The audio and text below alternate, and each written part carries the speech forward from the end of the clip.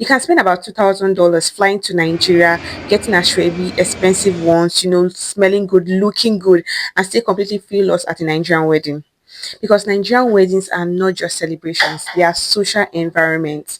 Quick question: if someone should ask you, you're going already, what are they actually trying to say? Are they really asking you to stay? Because this is where foreigners always get it confused. Let me know your thoughts in the comment section. There are actually some pidgin phrase or words you need to master, especially for wedding occasions or maybe just in your social environment. And what are these words? I'm going to be showing them and telling you how these words can be used and what to understand about these words whenever you hear these words. My name is Ezinoma and I help foreigners understand how Nigerians actually think and speak so you don't end up feeling lost in real conversations and in professional settings.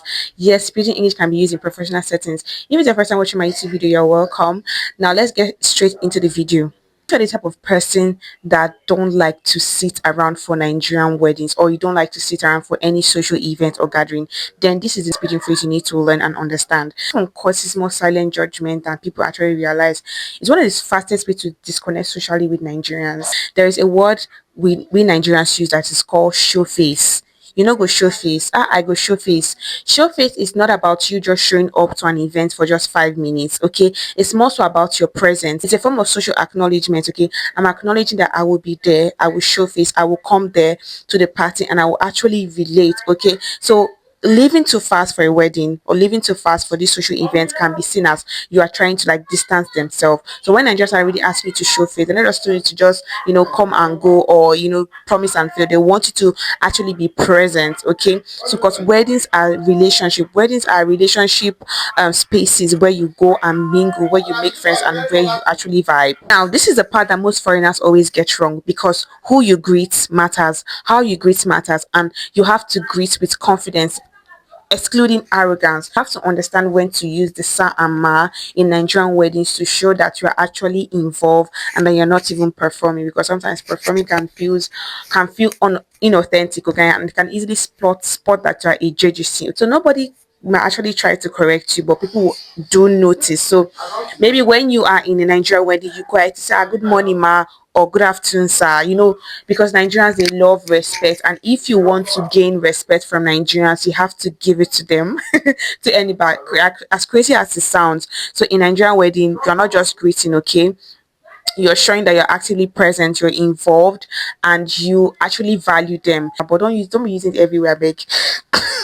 Don't be using it everywhere. Now then the problem go to start. But this is the part where it gets really, really interesting, because sometimes Nigerians can ask you questions they already know answer to. Like, why would they ask you question? I already know what I want answer, but they ask you because they want to still understand you. They just want this form of ritual politeness, and I'm being polite, this hospitable culture, because Nigerians we really care so much, okay, and it also gives us that social warmth. So if you're the kind of person that like all of this I've mentioned, you have to understand these words, because Nigerians, if you don't get it, you keep missing out in conversation. That's why I recommend you getting the Pidgin 101 mini guide to get you started. I've all structured it out in my system when you use the link in bio. Someone asks you, go chop. Definitely, what, like, you'll be thinking that why would somebody even ask you, go chop? Like, if I go to a wedding, I'm definitely going to want to eat.